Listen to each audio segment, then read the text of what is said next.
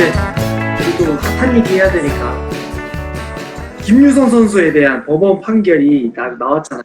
네. 네, 요거에 대해서 이제 오늘 얘기해 볼까 하는데 저는 사실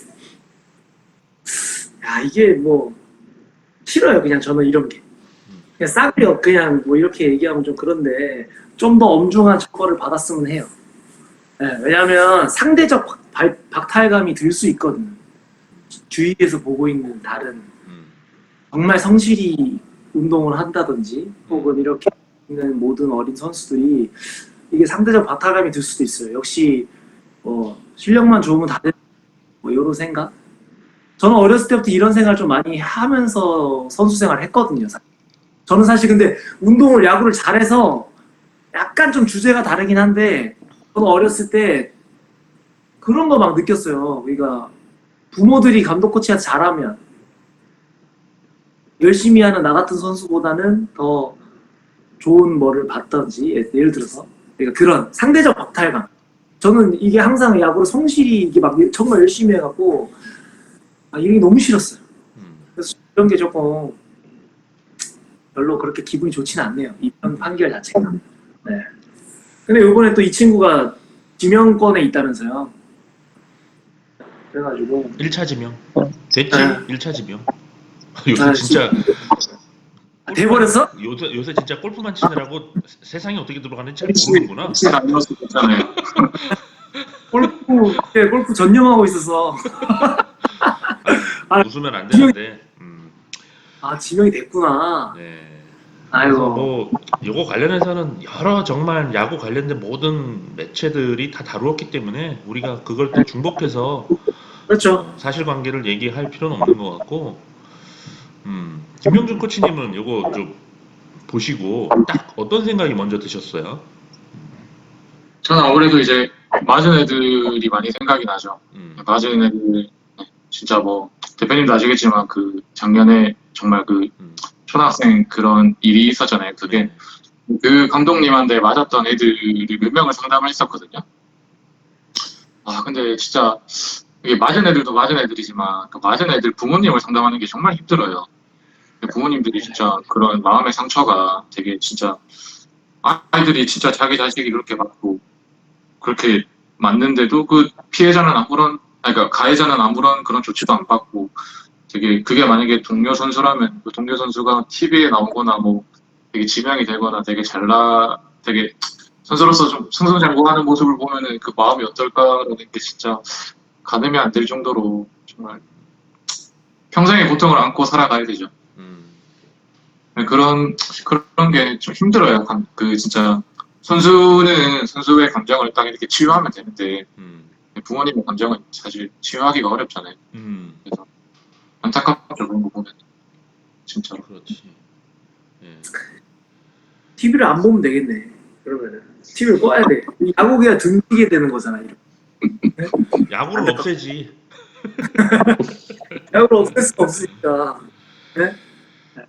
사실 그런 뭐, 상황이 딱 독한 마음 먹고 영화처럼 내가 너 이긴다 해가지고 진짜 딱 강하게 좋은 어른으로 커서 딱 되면 좋겠지만 사실 이게 현실이 쉽지 않잖아. 그런 게 그런 걸로 봤을 때 참 안타까워. 그죠? 그 피해 학생들도 안타깝고 피해 학생의 부모님들도 참 안타깝고 그렇습니다. 근데 사실 이게 뭐 좀 많잖아요. 너무 많아. 네. 이게 좀 의식이 있는 분들, 생각이 있는 분들이 강력한 처벌 혹은 뭐 지명 철회, 지명 뭐 취소 이런 거를 바라는 가장 큰 이유는 학생 야구계가 좀 빨리 바뀌었으면 좋겠다. 만에 하나 지명 철회나 지명 취소가 될 경우에 지금껏 사과하지 않거나 아니면 잘못을 했던 분들이 안하무인으로 구는 일은 없어지지 않겠냐라는 그런 변화를 바라는 기대감이 좀 있는 것 같아요. 이런 부분에서. 그렇죠. 네. 그런 면에서 저도 뭐 결론적으로는 NC가 지명을 안 했으면 좋겠어요. 네. 그 해당 뭐 선수나 부모님들 입장에서는 정말 뭐 날벼락 같은 일이 되겠지만 저는 안 하는 게 맞다고 봅니다. 예. 음, 정말 이거만큼 강력한 메시지는 없거든 어떻게 보면. 예. 맞아요. 그렇죠. 그러니까 뭐 솔직하게 뭐 이제는 야구 선수 학부모들이나 뭐 선수들도 마찬가지고 이제 뭐 저도 이제 제 또래에 이제 프로에 가서 활동하고 있는 선수들도 이렇게 보게 되고 하지만 어, 그 선수들이 학교 다닐 때 했던 행동들을 우린 다 알고 있거든 사실. 음. 무섭다. 너가 한 행동을 다. 예. 그러니까 응원의 마음이 안 생기는 거야. 음. 음. 그러니까 그게 야구를 되게 멋없게 만드는 일이거든요. 이게. 그러니까 스카우터들이 뭐 인성이 중요하다, 뭐 선수를 뽑을 때 뭐 인성도 본다 이런 얘기를 부모들은 웬만하면 잘 안 믿지. 어. 가서 멀쩡하게 뛰고 있으니까. 예. 말은 그렇게 나는 중요시 여기는 못 봤어요. 그래서 나는 물론 이제 뭐 프로 구단이 뭐 정말 우리가 개인적인 그 관계에서의 어떤 솔직함이나 이런 것들을 막 다 표현할 수는 없다고 보는데 저는 뭐 개인적으로 뭐 스카우트들을 몰랐다라고 생각하지 않습니다. 예. 이제 뭐 저는 뭐 개인적인 생각이지만 어, 그냥 그 의식 수준이 그냥 그 수준에 이제 머물러 있었던 거지. 음, 음, 맞아. 몰랐으면 무능한 거고요. 알고도 했다면 나쁜 거죠. 음. 그 스토브리그의 대사가 갑자기 생각나네. 최소 무능. 그러잖아. 스카우트한테. 어, 맞아요. 고사역 팀장인가? 스카우트한테 그러잖아. 무능, 비리. 음, 뭐, 좀, 뭐, 이야기가 좀 어긋났는데, 이게 물론 뭐, 이제 조심스럽게 접근을 해야 되는 건 맞는데, 그런 면에서 저는, 음, 그때 유효상 PD가 페이스북에도 올리고 했던 그런 류의 어떤 절차가 좀 필요한 것 같아. 그래서 이거를, 사실 스카우트가 속속들이 파악한다는 게 사실 현실적으로 쉽지는 않고, 하기 때문에 선수들이 드래프트 신청서를 내고 그 안에 기본적인 어떤 어, 학교 생활에서 벌어졌던 여러 가지 문제점들이나 이런 것들은 거기서 그냥 걸러낼 수 있는 장치들 어, 이런 것들이 필요하지 않나 싶어요. 예.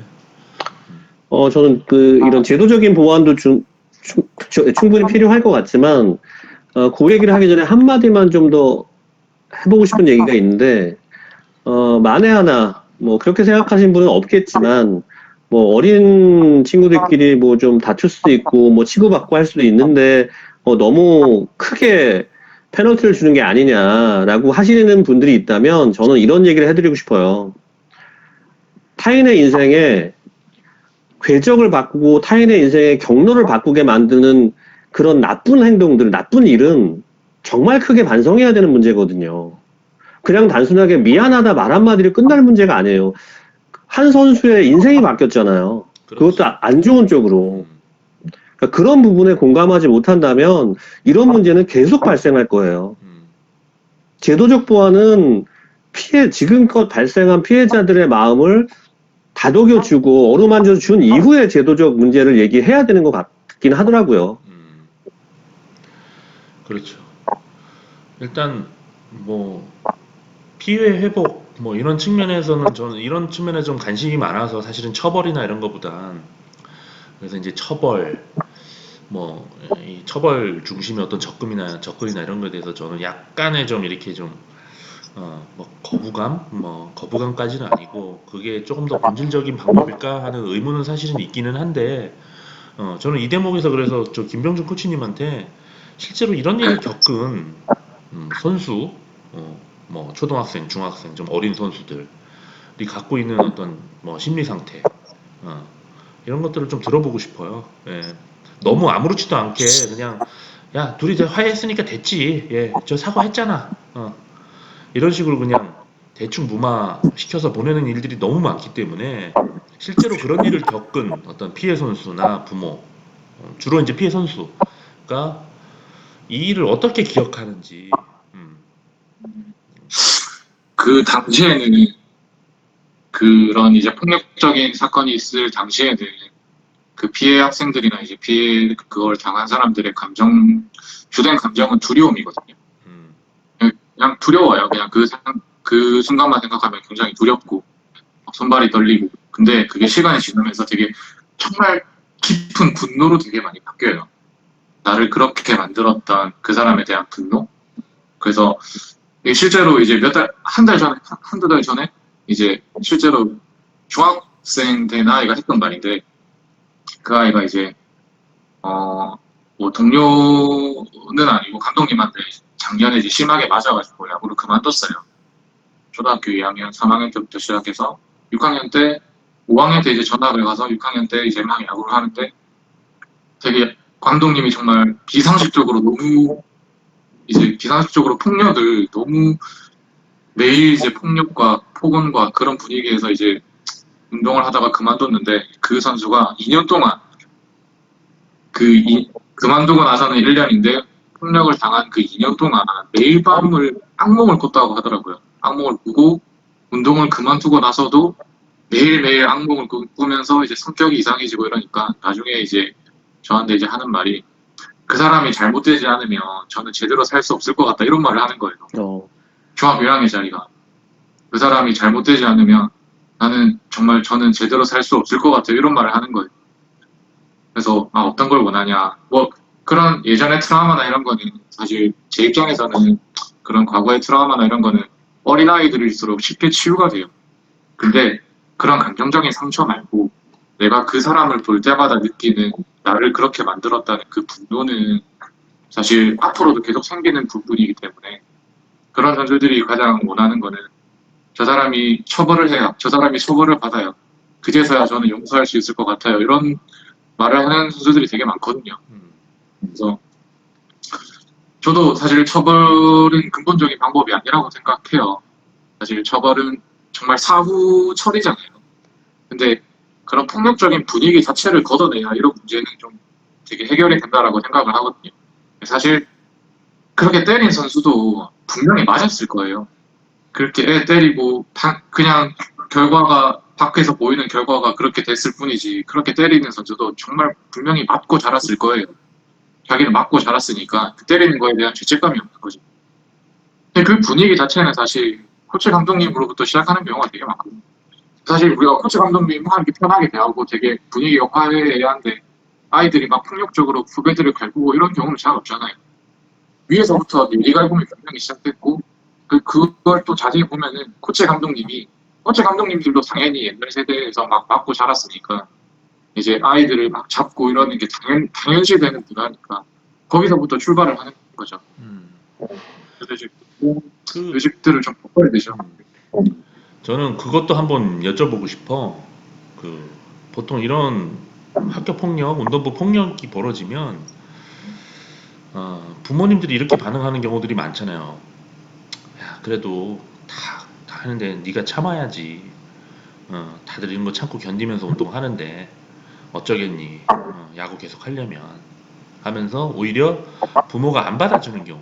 그래서 지금처럼 이렇게 부모가 자식의 편이 돼서 이렇게 뭐 싸운다, 문제를 제기한다 이런 경우가 많지는 않잖아요.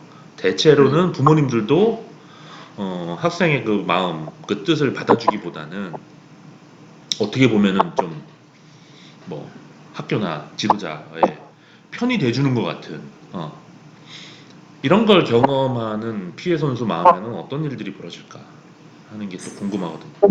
그게 마음을 닫아요. 부모님한테 마음을 닫고 말을 안 해요. 음, 말을 안 하니까 이게 사실 그런 감정적인 공감은 어렸을 때부터 시작되는 게 중요하거든요. 사실 아이들이 구체적인 해결책을 원하는 게 아니에요. 그냥 내 말 좀 들어달라고 투정 부리는 경우가 많잖아요.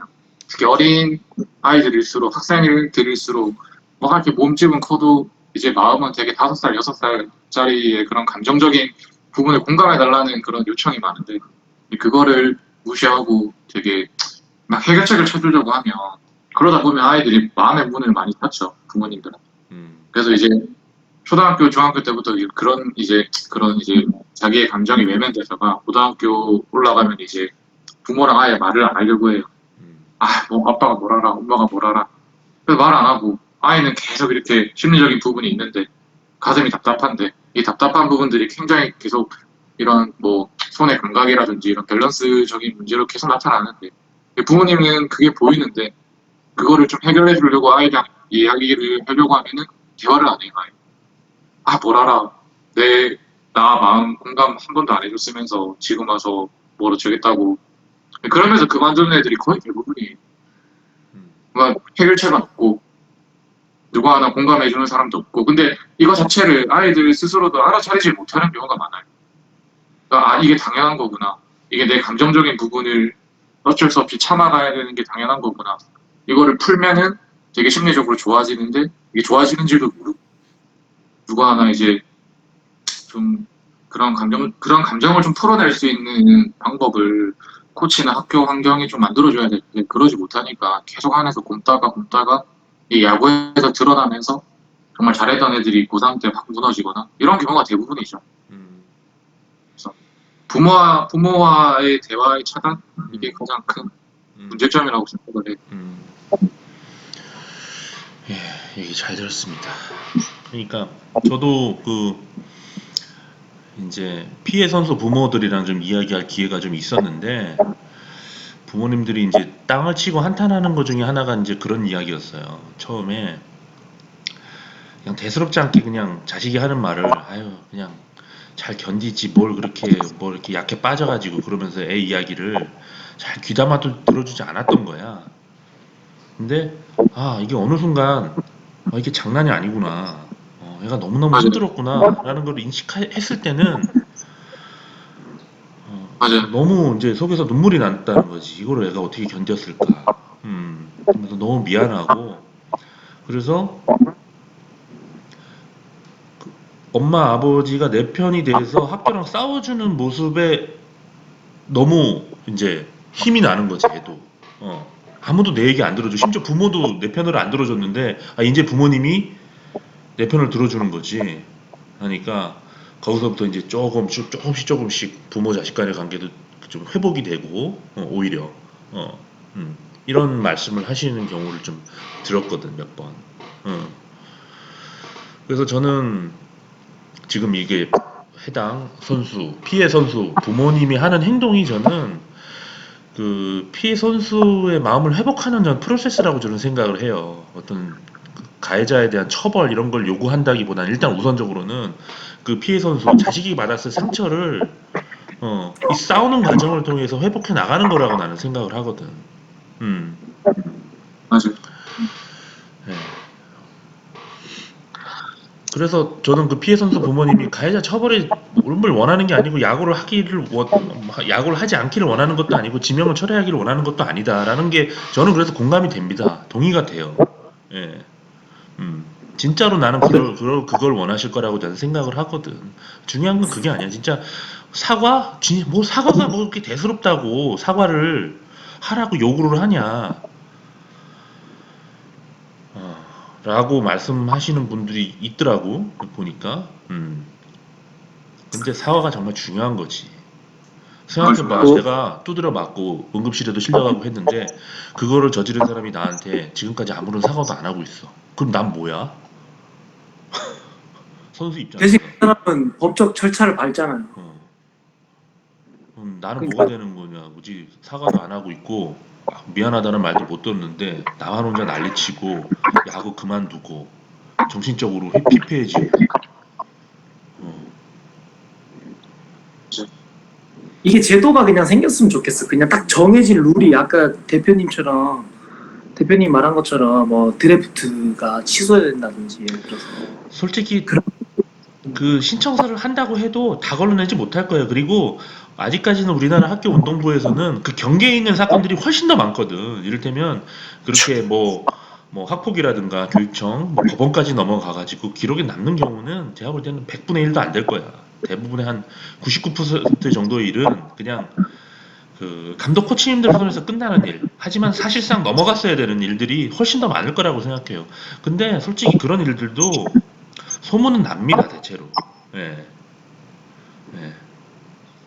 그래서 저는 이제 지명 신청서라는 제도가 반드시 필요하다고 생각하는 이유는 여러 가지 뭐 걸러낼 수 있는 이것도 뭐 중요한 기능이겠지만 더 중요하게 생각하는 부분은 사과의 마지노선을 그어 놓는다는 생각이에요.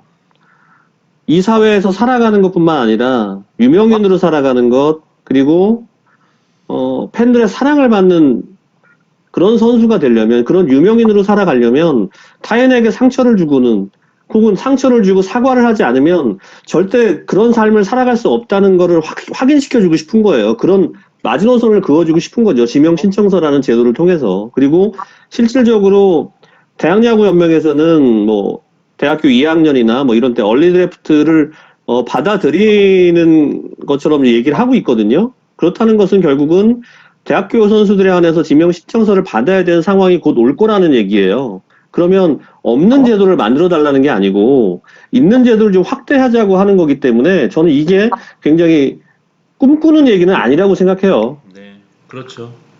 그래서 이제 좀 구단도 좀 약간은 너무 과도한 책임으로부터 좀 자유롭게 해줄 필요가 있는 거지, 구단도. 이런 경우에 사실 구단도 좀 정말 몰랐다 그러면 너무 억울한 일이잖아. 예. 지명권이라는 게 우리나라 가뜩이나 풀도 적은데, 1차 지명권을 뭐 이런 식으로 만약에 날려버리게 되면, 그 손해가 정말 막심하니까. 예, 요 얘기는 또 하나 좀 짚고 넘어갈 게 우리가 그런 걸 한번 생각해 볼 것도 있는 것 같아요. 과연 어린 선수들의 어떤 그 어린 시절 저질렀던 잘못에 대해서 어느 정도까지 책임을 부과할 것인가.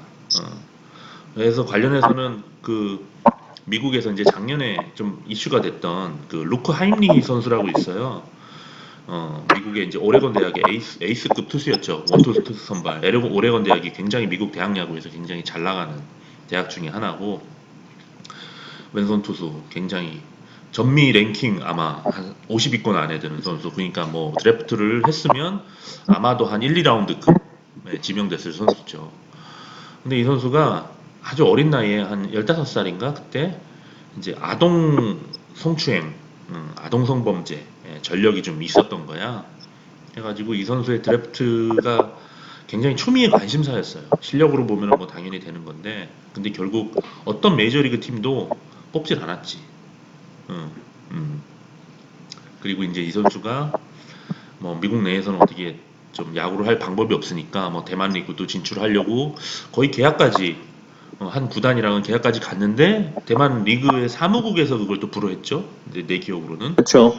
했고 또 뭐 멕시칸 리그를 뭐 뛰기로 뭐 해서 지금 좀 뛰고 있는지 어떤지 뭐 그런 얘기가 있었던 것 같은데, 이런 거 보면 물론 뭐 성범죄랑 일반적인 폭력이랑 좀 다르게 봐야 되지 않냐라고 생각하지만 어쨌든 미성년인 상태에서 저지르는 일이었고 했는데 굉장히 그 이후에 엄격하게 적용이 됐다는 거지. 예. 음. 이런 부분에 대해서는 어떻게 생각해요, 다들? 저는 뭐 음주도 마찬가지고 뭐 폭행도 마찬가지고 성범죄도 마찬가지고 어, 본인이 지은 죄를 법적으로 그리고 도덕적으로 다 책임을 지었다면 전 사회에서는 받아들여 줘야 된다고 생각을 해요. 근데 다만 그거를 다 받았다고 해서 본인이 하고 싶은 걸 다 할 수는 없다라는 것을 명확히 하는 사례라고 보여지거든요. 그러니까 제가 조금 아까도 말씀드렸지만 타인의 인생의 경로에 큰 변화를, 나쁜 영향으로 큰 변화를 주는 건, 이건 정말 씻을 수 없는 되게 큰 잘못이기도 해요. 그러니까, 사회에선 받아주되, 본인이 원하는 걸 다 할 수 없다라는 교훈을 얻기를. 그래서 저는, 그래야 한다고 생각합니다. 예. 지금 유현상 PD가 중요한 얘기를 했고, 앞으로 우리 사회가 이런 식으로 좀 나아가야 된다고 생각하는 것 중에 하나가, 우리가 어떤 문제가 생기거나 사건이 터지거나 하면 항상 먼저 떠올리는 질문이 누가 한 거야 이거? 누가 이렇게 만든 거야? 그래서 잘못을 가리고 어떤 실수를 했는지 어떤 고의가 있었는지 등을 가리고 그 합당한 처벌을 내리는 걸로 어떤 그 문제를 해결하려고 하는 성향들이 되게 강하죠. 우리 사회가 좀 더 그런 것 같아. 그래서 어떤 뭐 사회적으로 이슈가 되는 사건이 터지거나 그러면 그 이슈가 해결되기 전에 일단 그 해당 부서의 장관을 자른다든가 해경을 없애고 야곱을 해체시키고 철인산종팀을 없애고 뭐 이런 식이죠. 근데 방금 얘기한 것처럼 우리가 어떤 일이 벌어지면 질문을 제일 첫 번째 질문을 이 일로 인해서 누가 피해를 받는가, 얼마나 피해를 받는가, 누가 가장 힘든가, 어, 그 사람이 어떤 고통을 지금 겪고 있는가, 이걸 먼저 좀 봤으면 좋겠어. 그래서 이번 사건 경우도 아씨 선수 그 나쁜 놈이냐, 그 지도자 뭐야, 그 학부모 뭐야, 이거 논의해야 돼요. 당연히 논의해야 되는데 아 피해자는 지금 어떻게 살고 있을까? 지금 얼마나 여전히 야 지금 그 일이 벌어진 지가 한 3년인데 3년 동안 이걸 품고 어떻게 살아왔을까? 우리가 이런 거에 조금 더 민감해질 필요가 있다라고 저는 생각을 합니다. 예. 그죠. 예. 피해자의 용서가 진짜 필요하죠. 네. 정말 그 기준으로 좀 때를 잡아야죠. 예. 피해자의 진심 어린 용서. 네. 그냥 여론 잠재우기의 그런 제도적인 접근뿐만 아니라 네. 피해자들은 진짜 그냥 항상 피해자들을 보니까 그 사람들을 중점적으로 생각을 할 수밖에 없는데 그 사람들이 진심 어린 선처와 용서를 기준으로 그 사람의 어떤 활동 범위를 정해야 된다라고 생각을 해요. 그리고 그런 죄책감을 가지고 뭐 학교 폭력을 했으면 학교 폭력 뭐 예방하는 캠페인에 대한 봉사활동을 많이 한다든지 선수 스스로도 그 죄책감을 어떻게든 좀 정말 내가 사죄하고 있다, 정말 진심으로 사죄하고 있고 그걸 또 행동으로 보여주고 그럼으로써 이제 사실 이런 거는 정말 뭐 제도적인 문제도 있지만 여론의 문제도 크잖아요. 사람들이 어떻게 생각하는 거에 따라서 뭐 정말 처벌이 바뀌기도 하니까 그래서 그 부분에 있어서는 피해자한테 사죄를 구하는 방향으로 가야죠. 네. 그 기준으로 잡아야 된다고 생각해요. 그 김병준 코치님 말씀하신 것처럼 그 용서가 강요된 용서가 되면 안 된다는 거죠. 예. 아유 사과 피해 뭐 가해자 선수 부모가 이렇게 와가지고 사과를 하는데 웬만하면 받아줘라 등등 이렇게 얘기할 수 있는 게 아니라는 거지. 맞아요. 100번 1000번을 와도 마음이 안 풀리면 용서는 안 되는 거예요. 물론 이제 용서라는 행동이 피해자의 마음속에서 일어난다 그러면 이제 피해자도 굉장히 삶에 큰 전환이 뭐 일어나겠지만 그냥 감독 코치님이 뭐 그런 일들이 많이 있는 것 같더라고. 얘기 말씀 들어보면 우리 팀은 괜찮대 이렇게 해가지고 뭐 무슨 문제가 생기면 그냥 애들 막 얘기 들어보고 뭐 하면 야 그래 뭐 얘 이제 얘가 왜 그러는지 이해했지? 야, 그럼 사과해. 네, 그럼 또 미안해. 야 사과했으니까 받아. 괜찮지? 야 이제 악수하고 이런 식으로 이제 소위 말해 연출을 통해서 사과와 용서가 이루어진 것처럼 착각하면 안 된다는 거지 감독 코치님들이. 예. 근데 이제 이런 쪽으로 감독 코치님들도 경험이 많이 없으시고 사람의 감정이라든가 마음에 대한 이해가 좀 어느 정도 좀 돼 있지 않으신 젊은 감독 코치님들 중에 또 이제 열심히 뭔가 대화로 뭔가 해보려고 하시는 분 중에 이런 좀 실수를 하시는 경우가 좀 있는 것 같더라고. 굉장히 위험할 수 있습니다. 제가 볼 때. 예. 김병준 코치님이 만약에 좀 어떤 이런 아주 큰 폭력 사건 아니더라도 좀 이거는 그냥 넘어가서는 안 된다라는 어떤 폭력 사건이 야구부 안에서 일어났어. 선후배 간에. 그런 경우에 일단 처음에 취할 수 있는 조치들이 어떤 게 있을까요? 감독 입장에서. 네. 감독님 입장에서요.